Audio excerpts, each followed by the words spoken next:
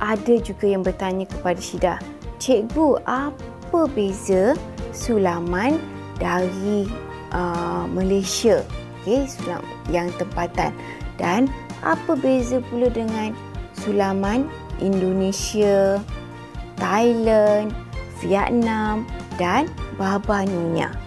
Apa beza semua ni, cikgu?" Sebenarnya bezanya kalau anda tak tahu, tak nampak, tak mengkaji, ia tak nampak sangat. Sebabnya bezanya sedikit saja. Yang nyata, beza yang nyatanya dari segi motifnya sendiri.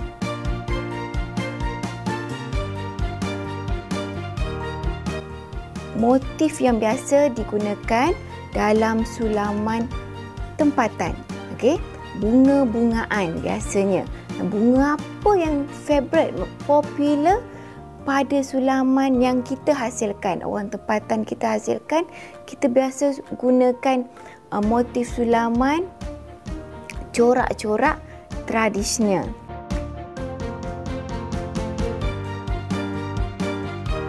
Corak-corak tradisional ni bagaimana? Kalaulah bunga, kita biasa guna bunga raya. Kita suka guna bunga raya, motif bunga raya.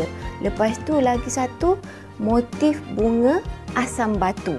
Itu pun suka juga. Orang tempatan kita gunakan motif tersebut sebab ia sebahagian daripada motif tradisional. Kalau kerawangnya, maksud bentuk-bentuk kerawangnya kepada bentuk awan larat.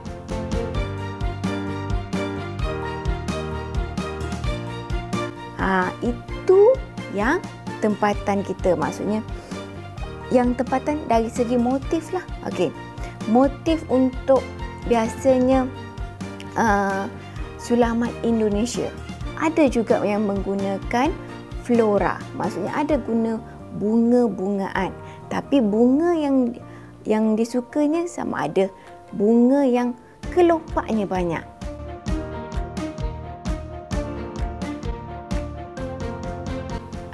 Kelopaknya bagaimana?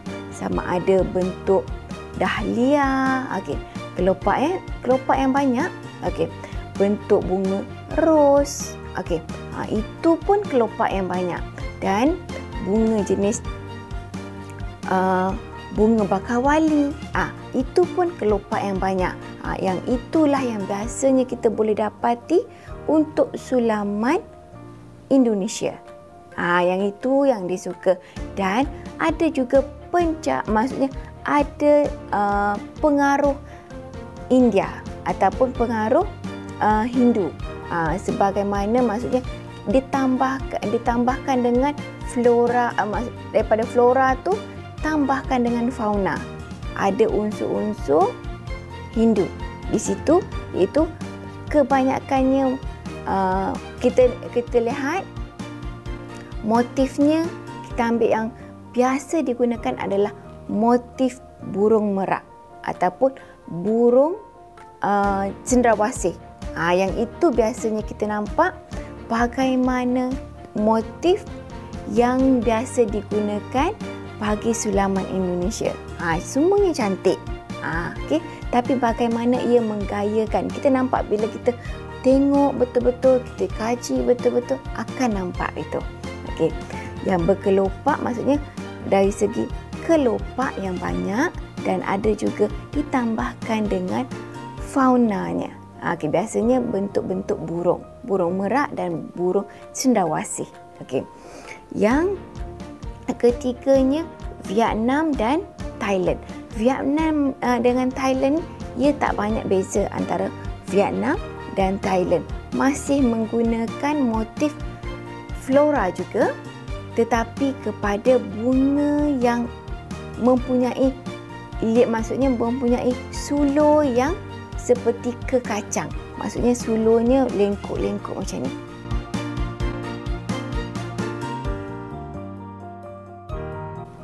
Lengkuk begini, berliku-liku lengkuknya. Itulah motif yang kita nampak sulaman kerawang daripada Vietnam dengan Thailand. Itulah dia. Maksudnya dia berliku-liku. Liku-liku tu yang seperti motif kekacang tu biasa digunakan oleh penyulam-penyulam di Thailand dan di Vietnam. Dan motifnya juga suka juga kepada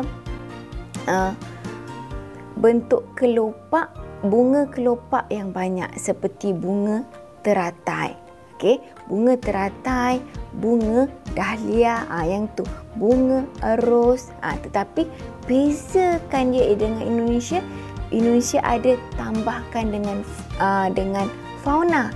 Tapi kalaulah Thailand dengan Vietnam ni, dia lebih kepada bentuk sulur kekacang. Okey.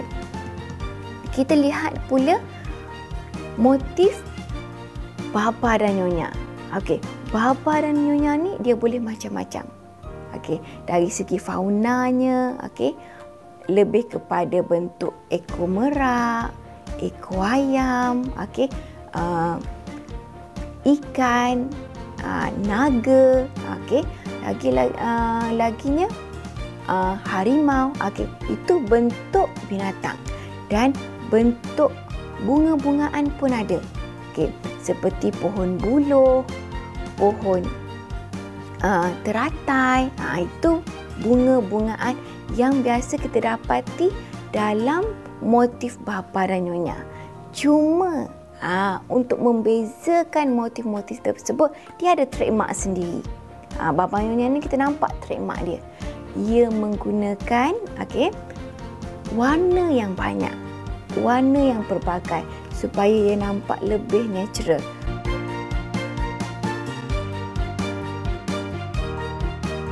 Sebagai contohnya, saya dah tunjukkan kepada anda, maksudnya contohnya kita ambil bunga teratai.